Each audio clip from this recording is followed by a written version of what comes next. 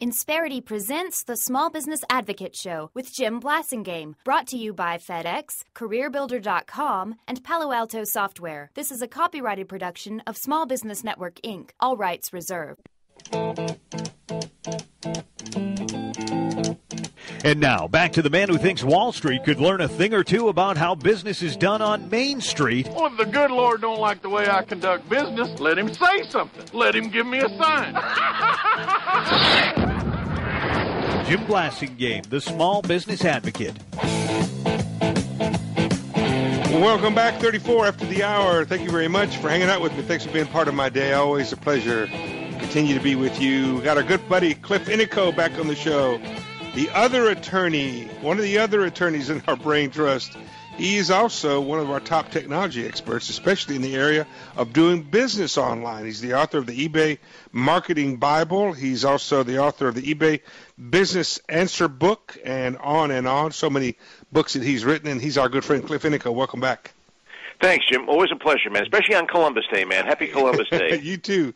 And so, Cilff, there are two business models that have taken hold over the last 15 or so years online, and those are the fee model, where you charge somebody a subscription for whatever they're getting from you, and then there's the free model, which where people you just give it away, and you find a way to create a business model from the eyeballs that show up, right?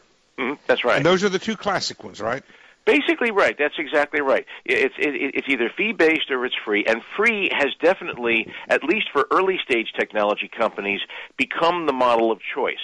I'm working with about 5 startups now that are doing smartphone applications, what they call software as a service stuff online, and these guys all want to give away the product for nothing because they're afraid they're not going to be able to build a customer base unless they do.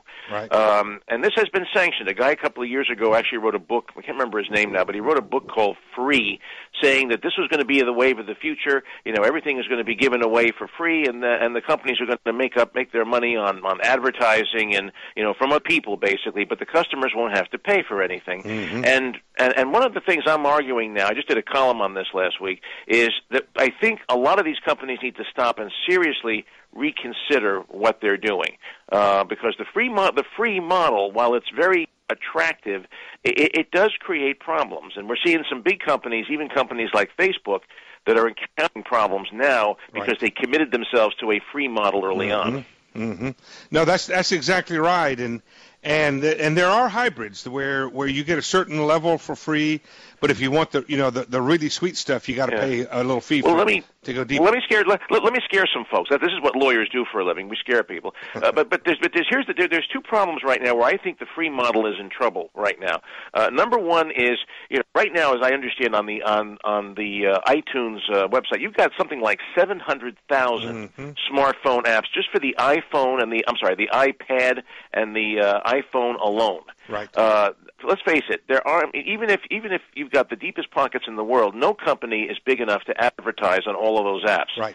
They're going to be picking and choosing. So if you're relying on advertising to make your revenue, you're going to be challenging. The competition is just way too steep now, more so than it was years ago. But here's the second thing now.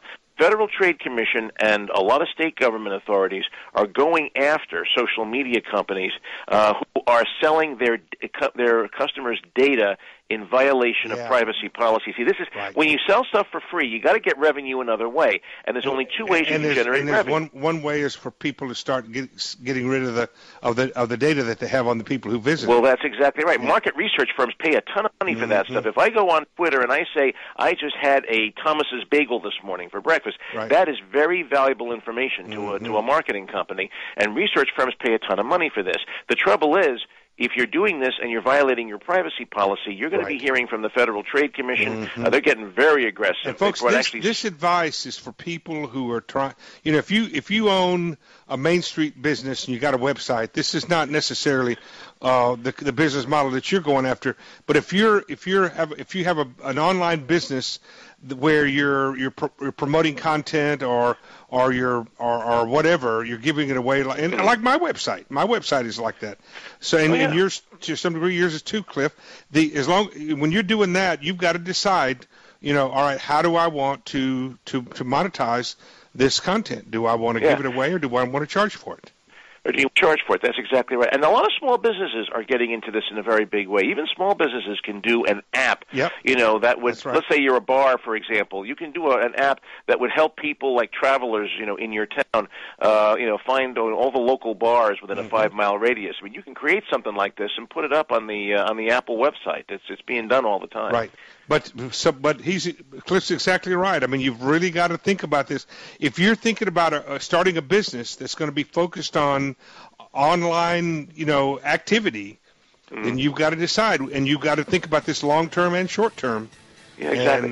See, what I tell my clients to do, first of all, is to look at more like a newspaper or magazine model. What newspapers used to do back in the days of dead trees is they would charge a very small fee. Cliff, the newsstand fee. Hold on to that. I got to take a quick break.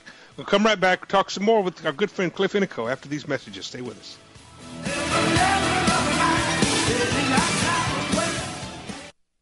Insperity presents the Small Business Advocate Show with Jim Blasingame, brought to you by FedEx, CareerBuilder.com, and Palo Alto Software. This is a copyrighted production of Small Business Network, Inc., intended for the private use of our audience. Except as otherwise provided by copyright law, all other copying, redistribution, or publication without prior written consent is prohibited. All rights reserved.